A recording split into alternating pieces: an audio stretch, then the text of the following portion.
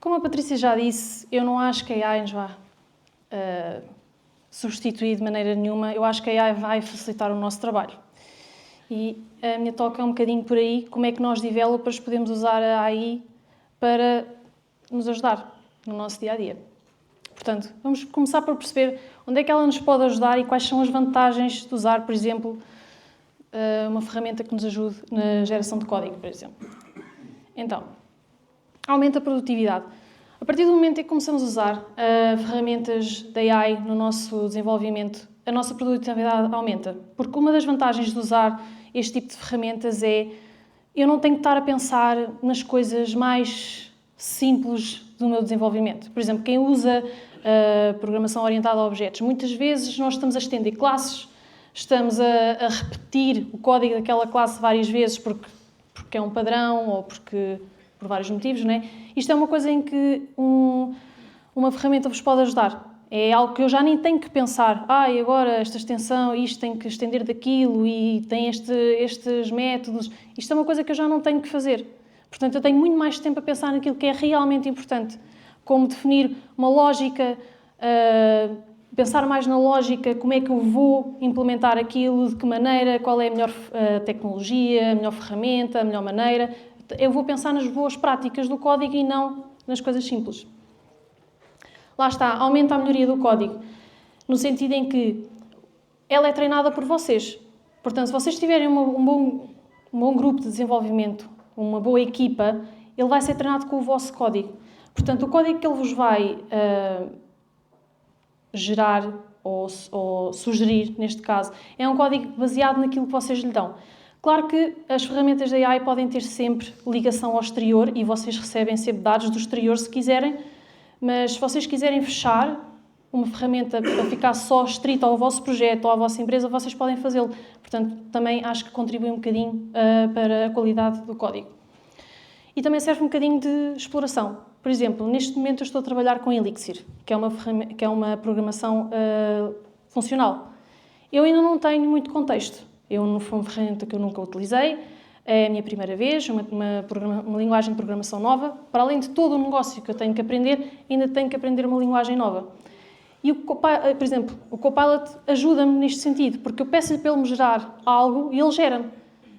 Portanto, eu estou a aprender com ele, ele também me ensina. Não só eu o ensino a ele, como ele me ensina a mim.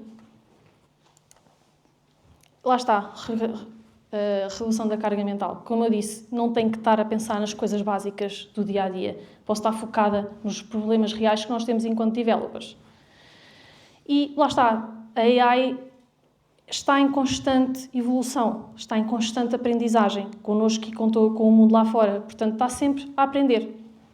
Portanto, também temos esta vantagem que está sempre a dar-nos, por exemplo, se quisermos usar uma livraria nova que surgiu aí, ele vai saber sobre ela. Eu não tenho que estar constantemente a ler documentação extensiva. Muitas vezes nem elas têm uma documentação boa. Portanto, eu não tenho que estar constantemente a ler a documentação ou a ir à procura de coisas nela sobre a internet, porque a ferramenta vai poder ajudar-me nesse sentido. Sim, é tudo muito bonito, mas depois tem as partes dos desafios de usar a inteligência artificial no desenvolvimento. Confiança e dependência. Primeiro, quando vocês começam a utilizar uma ferramenta de inteligência artificial, e depois depende muito da maneira como vocês a configuram, eu já ouvi muitos programadores dizer que não lhes foi útil, porque não lhes gerava o código que eles pretendiam, porque pediam-lhes para eles gerarem coisas e ela não gerava. A questão é que o código que ele gera, primeiro deve ser sempre olhado com um espírito crítico, porque tem a vantagem de ser alimentada por toda a gente, e nós esperamos sempre que seja alimentado por bons programadores, que às vezes não acontece, não é? Portanto, tenho que olhar para ele sempre com um espírito crítico e, ao mesmo tempo, tenho que perceber que, eu vou falar nisso a seguir, por causa da privacidade, muitas empresas acabam por fechar estas ferramentas para o mundo exterior. Portanto, nós recebemos os dados que a AI tem de aprendizagem, mas depois ela é treinada baseada nos vossos projetos. Portanto, se a minha empresa e sempre programou em PHP, se eu agora começar um projeto em Python, ela não me vai dar logo o tipo de código que eu espero, ou não me vai dar logo sugestões assim, de um momento para o outro. Vocês precisam de ir puxando um bocadinho por ela, pelo menos isto é na base da minha experiência. E, portanto, às vezes as pessoas usam mas não têm atenção a este contexto, de que é, às vezes temos que puxar um bocadinho, porque se estiver para o mundo exterior, se estiver fechada para o mundo exterior, ela não vai estar constantemente a ser alimentada, a não ser pela empresa. E isto aconteceu-nos.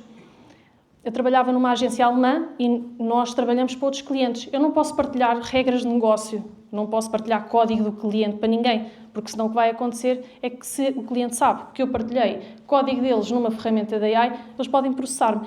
E este tipo de coisas que às vezes as pessoas não têm atenção quando usam ferramentas da AI.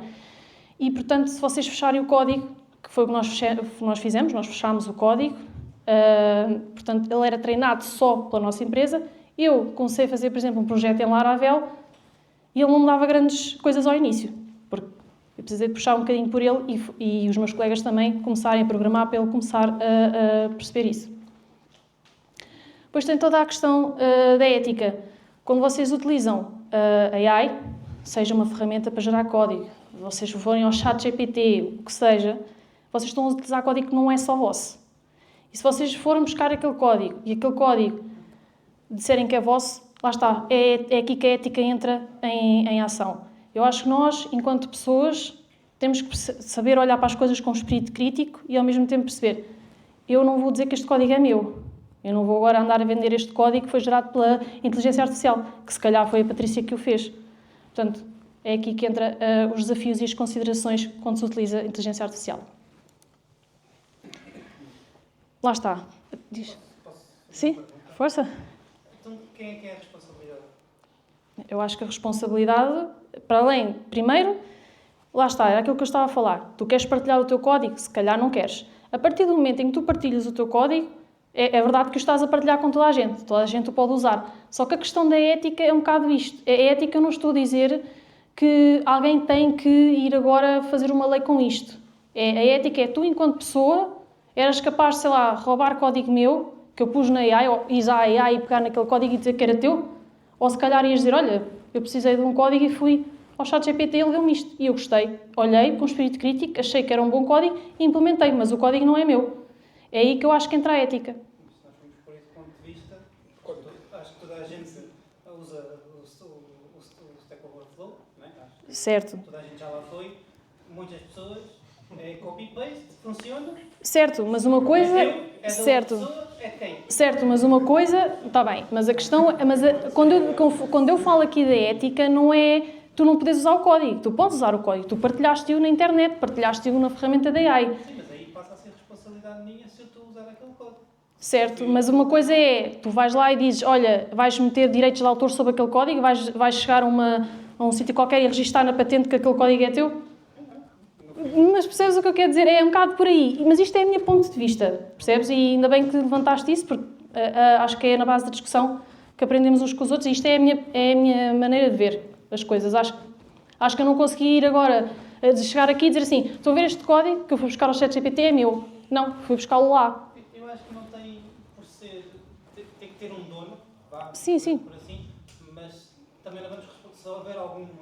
Deus queira que não, né? Mas se houver algum bug, alguma coisa que esteja mal e tenha que ser corrigida, alguém tem que ser chamado à responsabilidade. E não vamos chamar à responsabilidade da AI. Claro, claro. Que não que implementou, que fez a questão... Fez o código? Claro. Claro, por isso é que... Fez a questão, é mais isso. Nós vamos ter que ser responsáveis pelo que a AI Sim. gerou. Por isso é que eu estava a dizer que é preciso olhar para o código, não. E eu também pus um bocado, quando eu disse dependência no slide anterior, foi um bocado isso. Nós não podemos depender demasiado deste tipo de coisas. Nós temos que olhar para elas com espírito crítico e perceber isto está segundo as boas práticas da programação, isto está seguro, o código é seguro, não tem aqui nenhuma porta de entrada. Não é mais sobre responsabilidade do que ética, nesse caso? Que eu entendo a ética porque você puxou a questão da venda do código, né? Aí sim, tem uma questão ética de ganhar com o trabalho do outro. Aí a gente pode entrar sobre o que é direito autoral, que é outra discussão, não tem nada a ver com AI.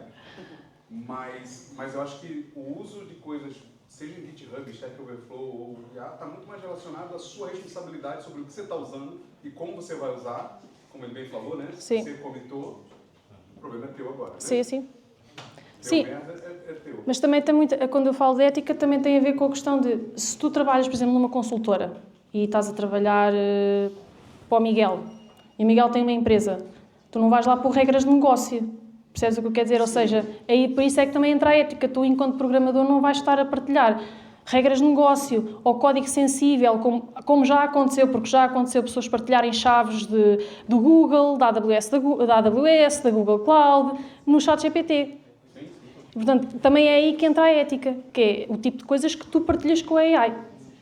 Portanto, é um bocadinho as duas, sim. É um bocado da ética nesse sentido, também da responsabilidade como... Exatamente. Até porque eu acho que você tomar propriedade de um trecho de código é algo muito, assim, existem muitas questões que podem ser levantadas sobre realmente uma propriedade em cima de trechos singulares, sabe? Claro. Tu podes patentear algoritmos, mas não podes patentear um ciclo for. Sim. Assim, e já agora isso a dizer uma nota, que tipo, nós estamos aqui a falar em copy-paste de AI, mas também AI generativa, ou seja, a verdade é que ela pode ir buscar a código de 10 pessoas de nós e criar o seu próprio função. Ou seja, na realidade, eu não copiei código teu, mas a AI gerou efetivamente coisas novas baseado em muito código de várias pessoas. Sim. Portanto, não é bem um copy-paste de código de uma pessoa específica. É uma outra camada de discussão. Sim. É uma área cinzenta. Que isso vai para Sim. design, para ilustração, para cinema, porque hoje ela trouxe uma discussão para a gente que é, vocês não sabiam como lidar com algo que foi criado baseado em ideias de outras pessoas que você não consegue mapear. Ou consegue e só não deixam, né? Exato. E aí é uma outra janela de discussão, Sim. mas acho que a sua provocação da ética e responsabilidade, e é diferente ética e responsabilidade, né? Mas é importante para a gente não aceitar, porque para mim o grande risco da AI é a gente aceitar tudo que ela dá para a gente. Exatamente. Como se fosse correto e livre, né? Sim. Parece que eu voltei há 20 anos para a internet, onde a internet é de graça, agora tudo que está lá É verdade. é seu. Não é bem assim que funciona. Sim. Exato. Então acho que essa é... Sim, e também a questão do espírito crítico. Nós não vamos aceitar, só porque é AI não quer dizer que ela não cometa erros, lá está. Ela é alimentada por nós. Portanto, se eu cometer um erro, como cometi agora,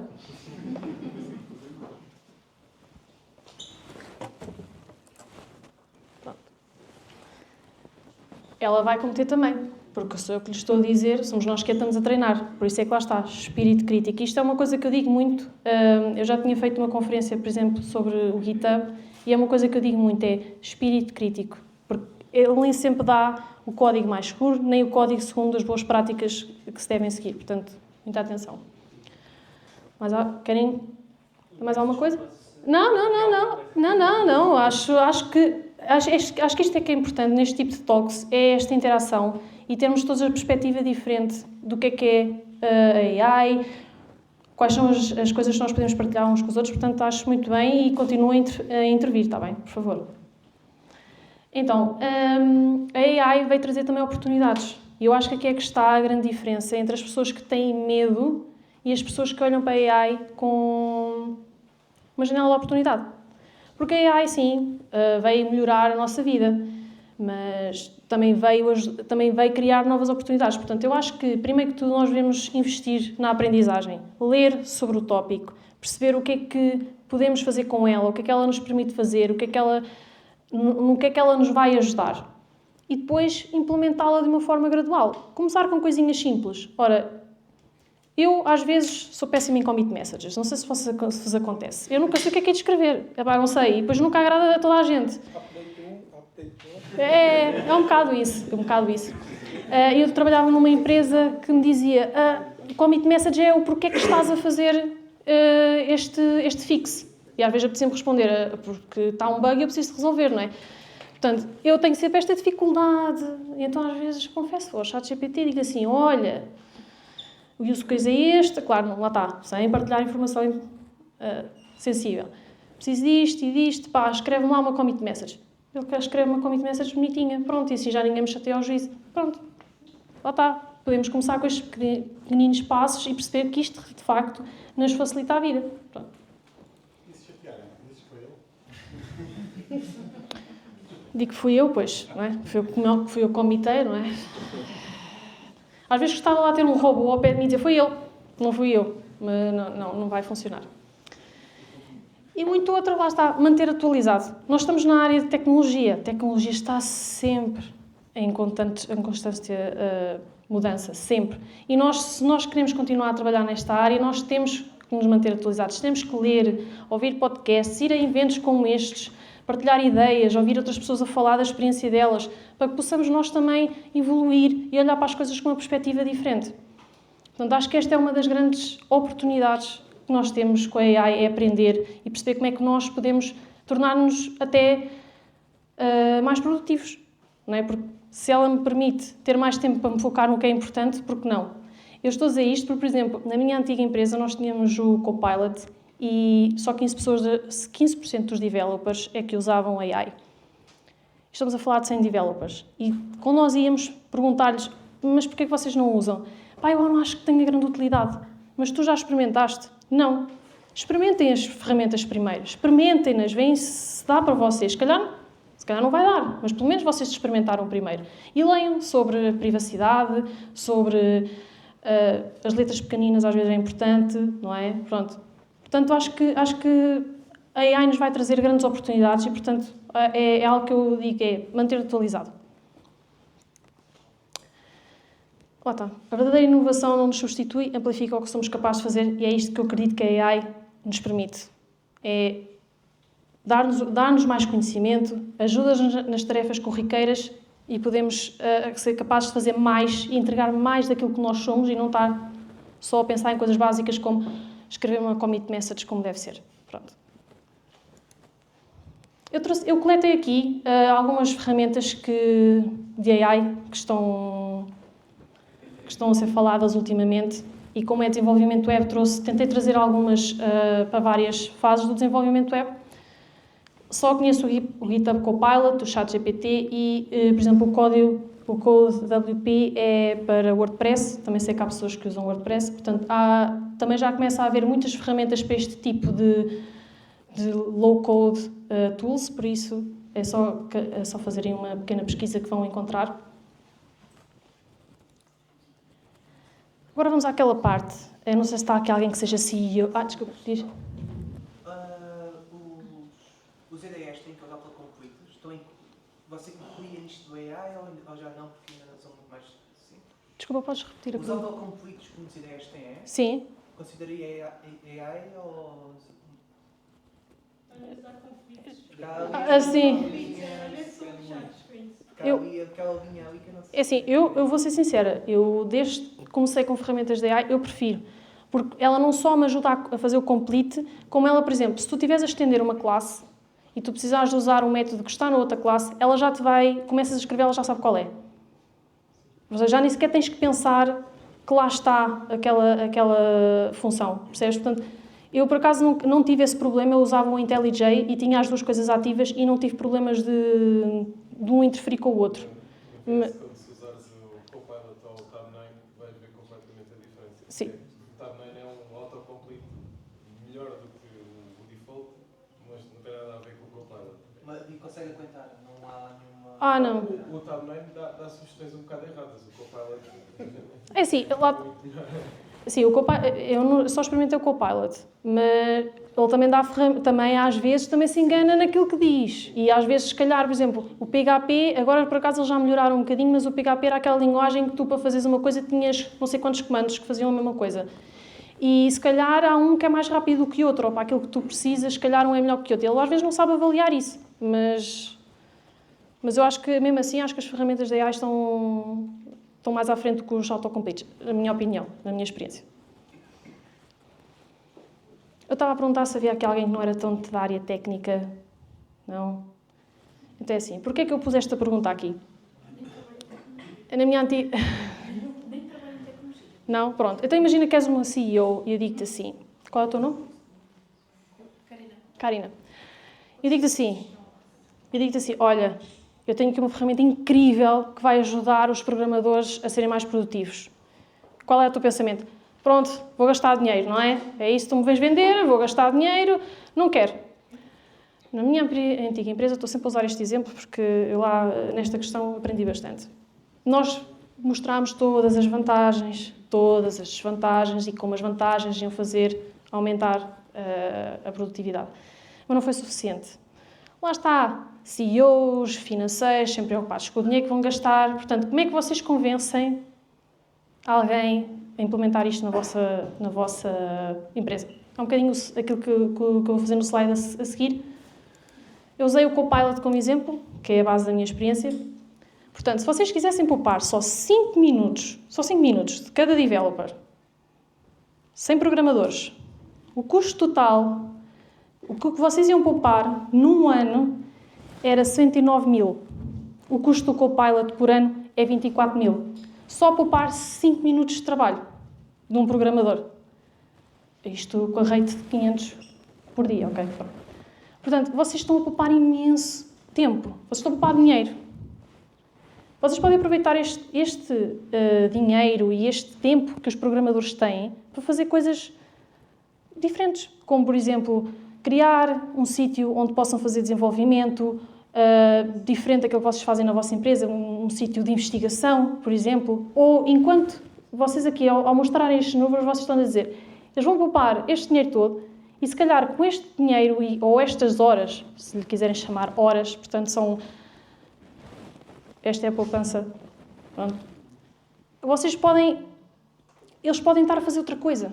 Ou, em vez de estarem a entregar, sei lá, 2 tickets num dia, conseguem entregar 3, dependendo da complexidade de cada ticket. Portanto, se vocês quiserem, este é o meu conselho, né, com base na minha experiência, se vocês quiserem vender uma ferramenta destas a uma empresa vossa, façam as contas. Eles adoram números e adoram gráficos e adoram ver que vão poupar mais do que vão gastar. Portanto, é só fazerem uma continha destas. Portanto, devias meter na tua empresa CEO, ok? Vês o que vais poupar, tanto dinheiro que vais poupar.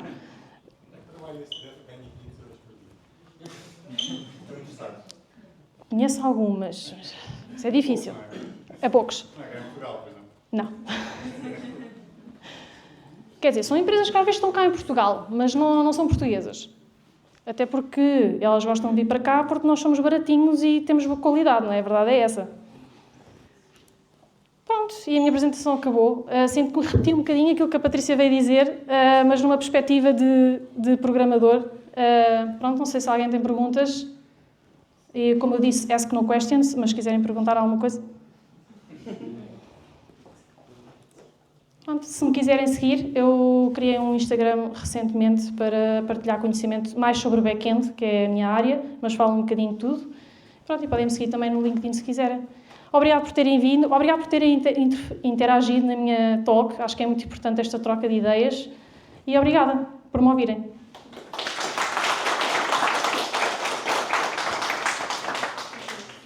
Eu acho que há perguntas. Perguntas? Comentários?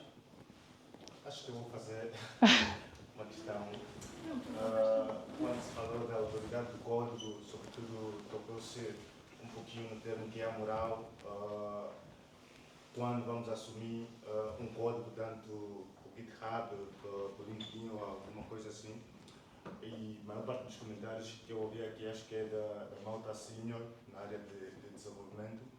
E às vezes esquecemos um pouquinho da malta júnior, que pronto, não tem provavelmente esses cuidados ou essa visão própria de assumir um determinado código, porque lá está, quando se é júnior, estamos muitas vezes, ou seja, muitas vezes estão associados a muita informação, a muita coisa e não tem esse pouco cuidado, né, igual a um senior. Então, eu gostava de saber, basicamente, associada a essa moral de assumir a responsabilidade do código, como é que um júnior, né, devia eventualmente se enquadrar nessa situação, já que na minha cabeça, por exemplo, não existe, ou seja, essa história de código limpo, né, na minha cabeça não existe, alguma coisa já tem e nós só seguimos um modelo, um padrão para poder melhorar ou atualizar alguma coisa. Então, como é que um júnior, por exemplo, devia se enquadrar nessa situação da moral de responsabilidade de um código, num GitHub, no LinkedIn, alguma coisa assim parecida? É assim, eu sei que enquanto júnior às vezes é complicado. Nós entramos no mercado de trabalho ou estamos há pouco tempo e vemos um código, e até se calhar vemos um código de um sénior que está na empresa e achamos que o código é aquele que se deve seguir, porque a pessoa é sénior. Eu acho que lá está, espírito crítico, adquirir conhecimento. Nós só conseguimos evoluir numa área qualquer que seja na vida se estudarmos, se praticarmos e se formos à procura de conhecimento. Portanto, aquilo, por exemplo, quando eu comecei a fazer código, aquilo que eu perguntava muito, por exemplo, eu começava a perguntar aos séniores, que era, tu achas que este código está bom? Achas que pode ser melhorado? Por isso é que eu acho muito importante, às vezes as empresas descuidam o code review, mas eu acho muito importante o code review, porque às vezes as pessoas ficam chateadas quando alguém lá vai fazer um comentário, mas, por exemplo, eu acho isso incrível, porque aquela pessoa pode me estar a dar uma perspectiva diferente de como aquele código pode ser feito e pode ser melhorado a nível de segurança, a nível de rapidez. Portanto, eu acho que, por exemplo, o code review, pedir code review, acho muito importante, pedirem code review. E acho que devem adquirir conhecimento. Há muitos livros que falam sobre boas práticas. Se estás a trabalhar numa linguagem, deves tentar aprender mais sobre a linguagem, tentar perceber a sintaxe que ela tem disponível. Tens alguns sites onde tu podes fazer código e ele dá-te sempre, tens sempre testes. Estava-me a tentar lembrar do nome do site, porque há um site, o LeetCode, por exemplo. Ele dá-te exercícios de código em várias linguagens e tu já tens testes a passar. E uma das coisas que ele testa é a rapidez do teu código. Se o teu código não for rápido, por exemplo, ele vai falhar. E é uma ferramenta que eu acho bastante completa para quem quer praticar código. E dá-te problemas até bastante difíceis, alguns já bastante difíceis quando começas a fazer, depois vai-te aumentando a dificuldade e tu começas a fazer código mais complexo. Por isso, assim resumidamente, é praticar, aprender sobre a linguagem que estás a usar, e perguntar a séniores, pedir code review. Mesmo que a tua empresa não tenha essa prática, pede e diz assim, olha, eu sei que estás ocupado, mas eu gostava muito de aprender contigo. Isto depois uma pessoa às vezes tem que dar um bocadinho de graxa, mas eu gostava muito de aprender contigo, já estás nesta área há muito tempo, podes ver o meu código e sugerir melhorias, por favor, eu gostava muito. Pronto, e acho que a melhor maneira que tens que aprender é com a experiência e com a aprendizagem. O problema é a deadline. Sim, claro que sim. Por isso é que muitos não pedem. Sim, mas eu, por exemplo, também tenho tido deadlines apertadas agora e entrou uma colega minha com quem eu estou a fazer até pairing. E às vezes quando ela faz coisas sozinha, por muito que eu esteja, mas lá está, isto depois já depende da pessoa a quem vais pedir. Eu às vezes, se calhar, depois fora de horas vou ver o código dela e se calhar faço-lhe umas sugestões de melhoria, ou sempre que eu tenho um bocadinho eu vou lá e faço esse esforço, porque eu sei que aquela pessoa está a aprender e que precisa do meu input. Não é? Assim como eu também estou a aprender ainda Elixir e preciso do feedback do meu colega, e ele também perde esse tempo, eu não acho que é tempo perdido, é um investimento na pessoa, também investe um bocadinho desse tempo comigo e ensina-me. E eu acho que isso depois também, lá está, depende das pessoas que tens à tua volta. E existe uma outra coisa, a inteligência artificial, para quem é júnior, exatamente, ter dados e informações muito mais rápidas, é muito apetitosa, é muito apelativa, mas não te esqueças de uma coisa, a tua falta de conhecimento hoje, a uma inteligência artificial, vai fazer com que a longo prazo o teu conhecimento não seja sólido. E vai ser necessário tu fazeres refactor daquele código e tu vais te ver completamente a patinar. Tu não foste tu que criaste aquilo. Como é que tu vais tirar aquele código? Não sabes. Porquê? Porque tu foste pela situação mais fácil, porque queres mostrar trabalho, queres mostrar que és ágil, queres mostrar que afinal sabes muito e recorres à inteligência. Costuma-se dizer que a aventura tem perna curta e com a inteligência artificial isso vai ser muito. Sim. A curto prazo as pessoas são capazes de fazer imensas coisas, mas a longo prazo são pouco conhecedoras. E tu, se és pouco conhecedor, vais ter menos oportunidades, não vais conseguir evoluir, as empresas, se calhar, não vão ter tanto interesse em si. Portanto, acaba por ser uma solução que a curto prazo tem muito efeito, mas depois a longo prazo pode ser uma asneira muito grande. Sim, é muito bonito, mas as empresas não compreendem isso. Sim, mas não compreendem se calhar no ato de contratar, porque, por exemplo, o meu antigo chefe dizia muitas vezes que estas ferramentas vêm distinguir os bons programadores dos maus programadores, porque muitas vezes quando vamos a entrevistas eles dão-nos um exercício e nós, o que é que a gente faz? Vai ao Copilot ou ao ChatGPT e diz assim, olha, gera-me isto, e tu vais apresentar aquilo. E se calhar, imagina que o código até está bom e passas na entrevista. Chegas para fazer o teu trabalho e ele já tem uma expectativa em relação a ti, porque tu conseguiste fazer aquele projeto e estava num grau até bastante elevado e depois dão tarefas que tu não consegues fazer. E isso depois vai acabar por se refletir, porque se calhar eu depois trabalho contigo e percebo, então, mas ele fez este trabalho e agora não sabe, eu tenho que andar aqui, e vai começar a surgir queixas sobre ti. E se calhar vão perceber, opá, esta pessoa, quando fez o exercício, se calhar teve ajuda, não foi sincera. Portanto, eu acho que vai distinguir os bons profissionais dos maus profissionais. E quando eu digo maus profissionais, não é só a nível técnico. Eu acho que se tu quiseres continuar a ser um bom programador, tens de continuar a estudar e evoluir. Portanto, eu acho que a inteligência artificial vai fazer um bocadinho essa separação de águas que diz. Só uma parte que é, agora vou ter o outro lado, e depois já vou explicar qual é a minha opinião. Ok. Que é, nós estamos a falar que depois vamos ter que fazer refactors e isso tudo, mas a IA, como já disseram no talk anterior, ela está a evoluir a anos-luz, ou seja, na realidade, podes usar o código da IA agora e daqui a 3 meses a IA até corrigiu o código que te deu antes e podes continuar a evoluir por aí. Sim. Ou seja, na realidade pode não ser um problema assim tão sério. Eu acho que o que acontece em relação ao que tu estás a dizer é um bocadinho aquilo que na realidade já acontecia antes, que é, tu vais levar um exercício para casa e eu posso fazer o teu exercício. Sim, é verdade. Pronto, e o que aconteceu nessa altura, quando isso começou a surgir nas empresas, foi as estruturas das entrevistas tiveram que mudar. Claro. E por isso é que agora as empresas têm 5 e 6 entrevistas. Au pair. Ou pair programming, ou o que for. Ou seja, o que vai acontecer é... Nós precisamos nos adaptar a esta nova realidade. Tipo, a IA está aqui, a IA está para nos ajudar. Não está para nos roubar o trabalho, nada disso. Mas nós temos que nos adaptar a esta nova realidade. Mesmo a utilização da própria IA. Pronto, temos que ver como é que a nossa vida pode ser mais simples.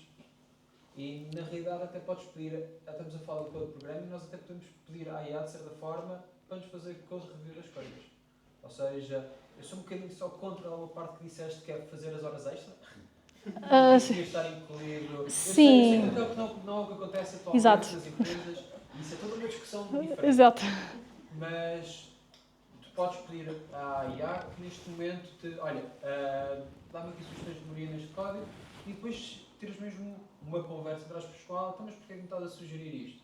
E no limite podes pedir um link para saberes onde é que ela foi buscar aquela informação. Exatamente. E tu lês e aprendes. E na minha opinião isto é uma das melhores formas que tu tens de aprender com a IA, é estar a questioná-la porque é que ela te está a dar aqueles resultados. Pois Uma por experiência própria, muitas vezes esses vídeos nem existem. Sim. Se não existem é um problema. Sim. Esse é o ponto, assim. Acho que a gente não pode aceitar que a IA tem a resposta. Exatamente. E a resposta é a resposta. Exatamente. E eu não acho que é um problema de IA, porque quando o Google veio com a busca da forma que ele veio, ele também criou um problema. É. Porque muitas pessoas iam lá, viam um monte de site aleatório, de gente que a gente não sabe se é boa no que está fazendo ou não. A gente passa a acreditar porque está lá e acaba repetindo os erros. A IA, ela potencializa, né? Ela só massifica a chance de dar problema. Eu acho que o grande risco, que eu tenho um grande receio, é o quanto a gente pode produzir profissionais mais dependentes e menos capazes, como você bem falou, do senso crítico, do espírito crítico. Exatamente. Porque é isso que vai te manter o emprego. Ela também vai acho. te manter o emprego se você for uma pessoa que aceita. É. Mas como faz isso? Assim, tá bom. Mas isso é quando também você não estudou.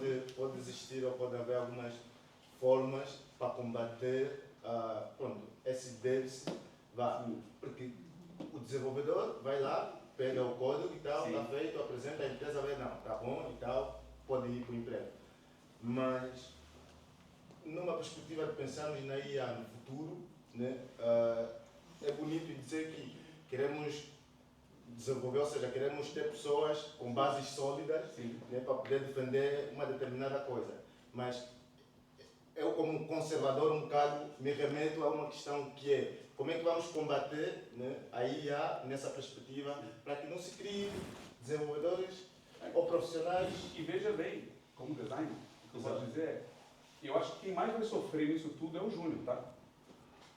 A chance de júniores não conseguirem entrar no mercado e de a gente perder profissionais para o futuro é muito grande, porque quando você traz uma ferramenta que você promete para a empresa que ela vai potencializar uma série de coisas, ela não vai dar chance para júnior mais. Não, claro, mas eu acho que a grande chance é de você impedir que a pessoa entre, assim. Eu acho que, para já, o júnior é muito mais barato. Lá para a empresa, isso é incrível.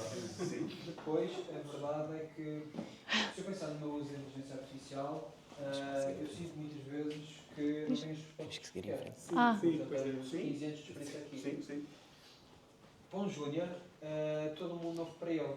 E ele, eu acho que, imagina, tu vais começar agora a aprender Angular, por exemplo.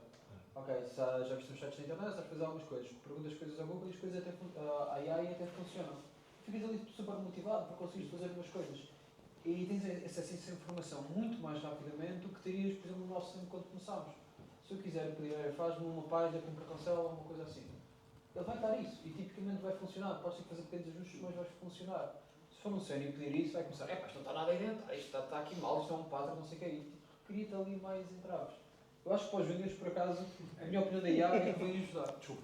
Não faz mal. Eu acho extremamente interessante aquilo que estamos a discutir, extremamente importante, e acho que estas sessões mais interativas são espetaculares.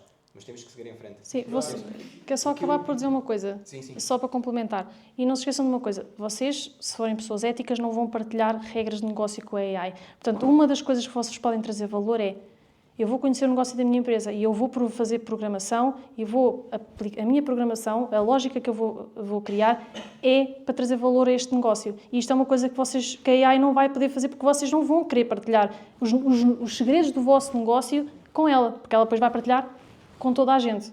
Portanto, tem aqui também esta vantagem. É uma coisa rápida. Eu sugiro uma coisa, deixa-me só dizer isto. Nós ainda temos uma ação antes do almoço e as pizzas estão a chegar e depois se arrefecem. Estou preocupado com vocês. Nós, da parte da tarde, temos 2 sessões e depois temos um workshop. Nem toda a gente vai ao workshop. Nem toda a gente está interessado, nem toda a gente cabe no workshop. E o que eu propunha era fazermos aqui, entre os restantes, uma mesa redonda, isto porque depois no final temos o networking, temos prémios para atribuir, portanto ali entre o workshop e o networking, quem não tiver no workshop, vem para aqui. E fazemos uma mesa redonda e discutimos estas coisas que são bastante importantes e são interessantes e acho que é importante nós discutirmos. Mas agora temos que seguir em frente. Pronto, mais uma vez, obrigada. Tá, obrigado.